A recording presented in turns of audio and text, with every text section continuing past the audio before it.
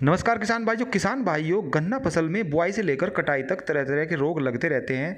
यह गन्ने की हर स्टेज में उसी हिसाब से लगते रहते हैं और समय में मौसम का भी इन पर बहुत ज़्यादा प्रभाव पड़ता है।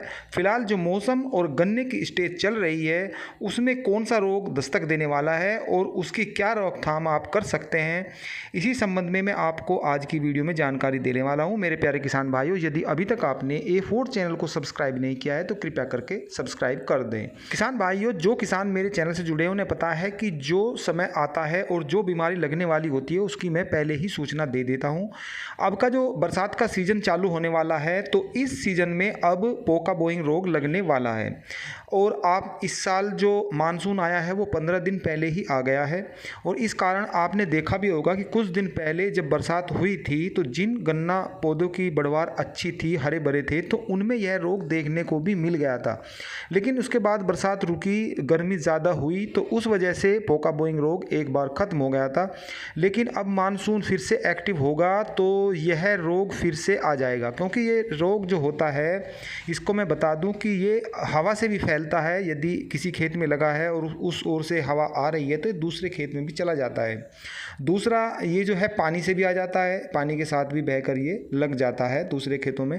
और ये फंगस जनित बीमारी है, ये कोई कीट से नहीं लगता बल्कि ये एक किस्म की फंगस होती है। और किसान भाई, इसमें आप यदि कीटनाशक का इस्तेमाल करते हैं इसको ख़त्म करने के लिए तो वो फिर ख़त्म नहीं होता, क्योंकि इसमें फंगस की ही दवाइयों का इस्तेमाल करना होता है जो फंगस को दूर करती है, तभी यह बीमारी दूर होती है।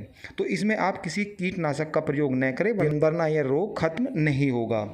तो इसके लिए मैं आपको 2 दवाइयाँ बता रहा हूँ। एक तो सिंपल दवाई है जो सभी किसान भाई जानते भी हैं और हर जगह मिल जाती है। इसमें आप कार्बेंडाजिम प्लस मैनकोजेब लीजिए और 500 ग्राम की जो मात्रा है वो 1 एकड़ में काफ़ी होती है। और जब खेत में नमी हो तो आप उसकी स्प्रे कर दीजिए तो ये रोग नहीं लगता। और यदि एक बार लग जाता है तो इसे कंट्रोल करना मुश्किल हो जाता है। कुछ किसानों ने उनके अनुभव हैं जो पिछले साल या पिछले वर्ष भी उनके गन्ना खेत में लगे थे, तो वे इसकी रोकथाम के लिए पहले ही उस पर स्प्रे करेंगे तो उन्हें ज़्यादा लाभ होगा। वरना जब इसकी अंतिम स्टेज आ जाती है तो ऊपर की जो गोब होती है वो गलने लगती है और फिर इसे कंट्रोल करना नामुमकिन हो जाता है। तो इसकी रोकथाम आप पहले ही करेंगे तो बहुत अच्छा है। अब मैं आपको बता रहा हूँ जो दूसरी दवाई है। पहली दवाई तो मैंने आपको बताई कार्बेंडाजिम प्लस मैनकोजेब, और जो दूसरी है इसका मैं आपको कंटेंट बता रहा हूँ। ये कई कंपनियों की आती है जिसमें भी ये आपको सोल्ट मिले, तो उसमें आप उसी को ले लें जो अच्छी कंपनी है। तो मैं आपको यहाँ पर एक UPL कंपनी का आता है और इसका जो सोल्ट होता है इसमें कैप्टन 50% WP यानी कि पाउडर रूप में होता है। ये बहुत ही अच्छा फंगस को कंट्रोल करने का प्रोडक्ट है। और भी ये टाटा के नाम से भी आता है, टाटा कंपनी बनाती है। कई कंपनियां जो अच्छी अच्छी हैं उसमें कैप्टन के नाम से जो सोल्ट है वो आता है। तो इसका आप यूज़ करेंगे तो ये एक कॉन्टैक्ट है, कॉन्टैक्ट बेस पे काम करता है। जैसे ही आप इसकी स्प्रे करते हैं तो पत्तियों पे ये एक लेयर बना देता है और लेयर बनाने के बाद यदि पत्तियों पे फंगस है तो उसको ये ख़त्म कर देता है। और यदि फंगस नहीं है तो फिर यह उस लेयर को फंगस नहीं तोड़ पाती, तो उस गन्ना खेत में फंगस नहीं लगती। किसान भाइयों, अब मैं इसकी आपको मात्रा बता दूं तो 500 ग्राम की जो मात्रा है 1 एकड़ के लिए काफ़ी होती है।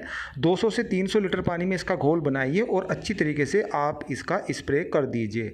और 500 ग्राम की कीमत लगभग 300 रुपये के आसपास होती है, तो ये कोई ज़्यादा महंगा प्रोडक्ट नहीं है। और जिन किसानों के गन्ना खेत में ये पिछले वर्ष भी लगा है और जिनको इसके बारे में जानकारी है कि ये फंगस जनित बीमारी है और अक्सर 0238 वैरायटी में आ जाती है, तो इसका स्प्रे आप यदि एक फ़िलहाल ही लगा दें तो इसका बहुत ही अच्छा रिजल्ट आता है और ये उसको बहुत ही अच्छी तरीके से कंट्रोल कर लेता है। वरना जिन खेतों में ये पिछले वर्ष भी लगा है तो बारिश आते के साथ ही ये उसमें असर दिखाएगा, क्योंकि जो पिछले 15 दिन पहले जो अब की बार मानसून आया और बरसात हुई थी तो ये दिखाई देने लगा था। तो अब ये फिर से आपको दिखाई देगा, तो आप समय से ही इसका स्प्रे करेंगे तो आपको ज़्यादा लाभ मिलेगा। फिर मिलते हैं ताज़ा अपडेट के साथ, तब तक के लिए जय जवान जय किसान।